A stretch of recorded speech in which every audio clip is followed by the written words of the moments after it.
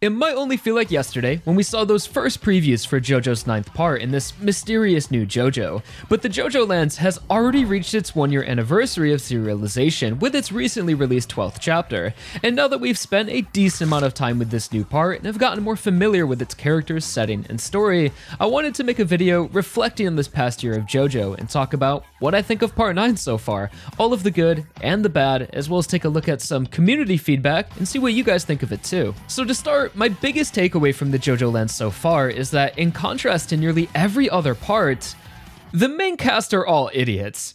Huh?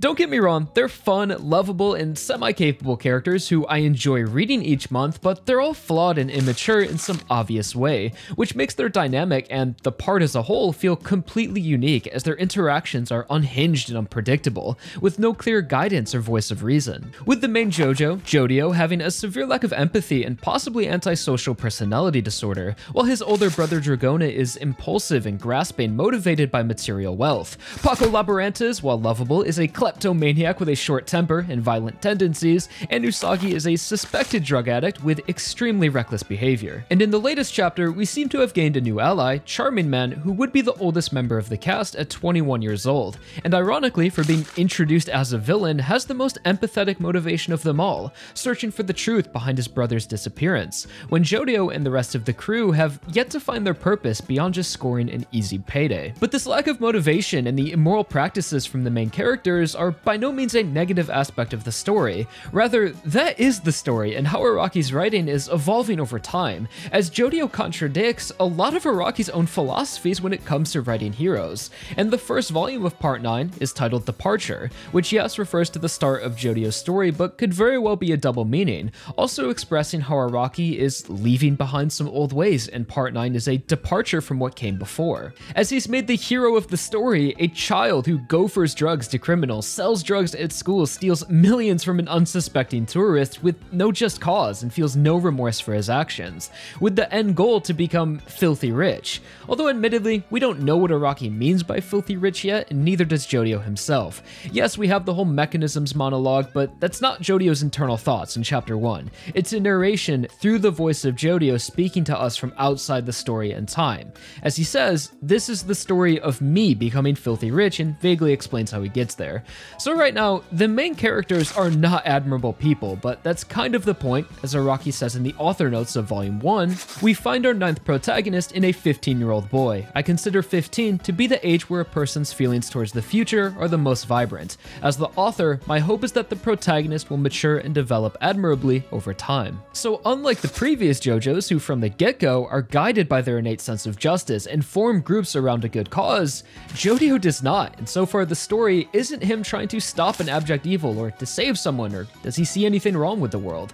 I'm sure at some point the part will introduce a villain group, all parts do, but I don't think Jodio will be fighting them in the pursuit of justice at first, probably a more selfish effort to just keep the lava rock for himself, similar to Johnny and Josuke. Although as Araki says, he hopes Jodio will mature over time, which makes me think that part 9 will be a true coming of age story, where the writing is focused on Jodio's sense of ethics and his view of himself and the world as he transitions from child to adulthood, something JoJo has never really done before. Yes, most JoJos are within that teenager to young adult age, but I wouldn't really consider any part a coming of age story, until maybe now, as Jodio starts out as a degenerate, but through experience could become the admirable hero worthy of the title JoJo. And this could connect to a larger theme that spans the entire alternate universe trilogy, as in Steel Ball Run there was a strong theme of fatherhood, specifically the impact a father leaves on their son. In JoJoLand you had motherhood and how a mother will protect their children, but now in the JoJoLands, it's all about childhood and how children are sometimes immature and misguided, but eventually stumble their way into adulthood, which would complete the family theme across all 3 parts. So I'd definitely say that is the most notable aspect of the part so far: growth, maturity, rising, coming of age, and I think Araki has made that trajectory pretty obvious. And speaking more on genre, I would also call part 9 a crime adventure, very similar to Golden Wind, but also having mystery elements like JoJoLand, with the plot being driven by this supernatural blessed object, the lava rock, which just recently has leaned more into the mystery elements, with the disappearance of Mauka, the lava tubes, the flowing water, and how this all relates to the power of the lava rock, which is giving off heavy walleyes and Devil's Palm vibes. So it all feels like a culmination of Araki's work, taking the best elements from various parts and refining them into one, which I hope remains consistent throughout and values the integrity of its early story. And 80 chapters later, we aren't asking, what about the lava tubes and Mauka from chapter 12? That's really my only concern right now, because as we saw in JoJolian, there were many early plot points that felt significant at the time, which never really went anywhere. So that's been my general takeaway from the part so far. I really like it. I think Araki is cooking something special here, and the artwork feels like it's the best it's ever been. It's a whole new vibe from Araki in character writing and setting, and I can't wait to see how he develops this cast over time, and of course, all of the new stands he creates. But now let's take a look at what you guys think. So I'll be pulling up some comments from a post I sent out on my channel community page and Twitter, so if you'd like to be included in any future community discussions like this, be sure to subscribe to the channel and follow my Twitter page linked in the description. So first up is a comment from BeastMD, who says, though they are slightly growing on me, I don't like the Joestar's teammates at all. They aren't heroic or even good people, so far. I keep pulling out that they meet new people, and that in the grand scheme of things, they are just some temporary partners and not the real team. So I chose this one because it relates to what we were just talking about and how this is a departure from what fans are used to, and for some, these new types of characters may take some time to gain your investment, but I think if you stick with it, the growth and development will be rewarding. Think Jesse Pinkman from Breaking Bad. The first season, he's just a mess, but over time you see a more human side to the character as he grows and you end up rooting for him in the end.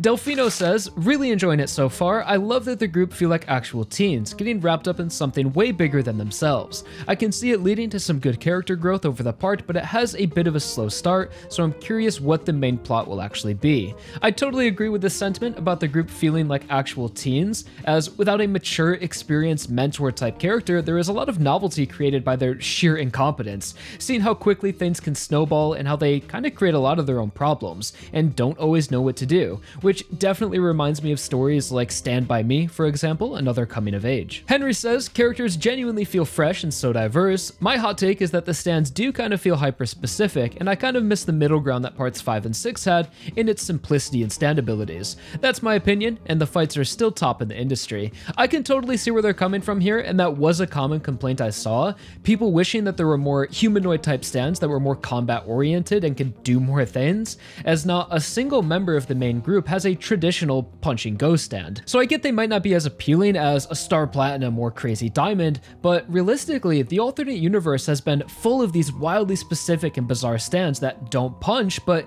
can still create satisfying and cathartic battles. As if you've noticed in part 9, characters seem to be way more physical, actually fighting alongside their stands or using them to attack manually, which is refreshing.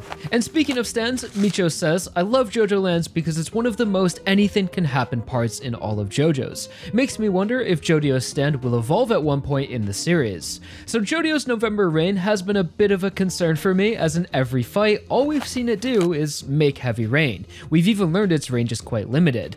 But as we know, stands can change along with their user, like Johnny and Josuke, so I'd expect Jojo to go through a similar evolution at some point, especially considering the part is primarily focused on his growth as a person. The homie Metas says, it's been fun, and while yes it can drag at some points, it picks up its pace soon after. I would also bring up in this video the topic of perspective, binge reading versus monthly reading. I'm seeing a trend where monthly readers tend to hate some parts while bingers like it all. So yes, this is a real thing, as some readers can become quite jaded towards certain arcs due to them being dragged out over the span of months compared to a binge reader who can read it all in 30 minutes, and it's a lot less frustrating you can imagine. And for many people, this is their first time reading JoJo monthly, and I did get a lot of comments complaining about slow pacing or that nothing's happened, which I didn't even really consider as complaints, as it's most likely people who are frustrated by the slow release. But when reading monthly, you just need to be patient, let Araki cook, and most importantly, understand the medium in which you're consuming. It's like watching a TV show where you get 10 minutes a month over the course of 10 years. It's different. Yes, some arcs can drag, and that will be amplified by the slow release, but so far in part 9, I think the pacing has actually been pretty fast. We established the main group in one chapter, we already have some level of backstory for every character, we have fought 3 enemy stand users, traveled to the Big Island and back, have seen over a dozen unique locations, plus tons of time spent on the mystery of the lava rock. So all of that and more in 12 chapters is pretty good. I think people are just getting the impression that it's going slow because the entire part so far has really just been one big arc, which is just starting to wrap up now. But I actually prefer this as it shows Araki is planning things out better and is committing to bigger ideas and more complex arcs than just one enemy stand user at a time. And the final comments I'll bring up were a couple that highlighted the potential of the sibling dynamic between JoJo and Dragona, which is really exciting. So yes, it's great to see sibling JoJos leading a part, although people kind of forget that Josuke and Kyo were also sibling Joestars in the same part, but yeah, Araki didn't write that the best, so I get what you guys mean. They're much closer and are going to be in the main cast together. So although there are 2 Joestars, it often doesn't feel like it, as JoJo is very clearly the main JoJo from the get-go. This is his story, one boy becoming filthy rich. So unfortunately, Dragona has kind of just felt like a side character who hasn't gotten an opportunity to shine yet, but the potential is there going forward and is something I hope Araki develops. But I could definitely see there being some very intense emotional stakes later down the road, as we've already seen how much JoJo cares for his brother and will protect him at all costs. But that's gonna do it for our part 9 1-year review reflection. I want to thank everyone who commented and gave their thoughts on the community post and over on Twitter. Even if it wasn't included in the video, I did read almost everyone's thoughts and I do really appreciate it, so thank you guys. Please drop a like on the video if you enjoyed, subscribe for more Prime JoJo content, and I'll talk to you all real soon in a new video. Thank you all so much for watching, and until then, peace.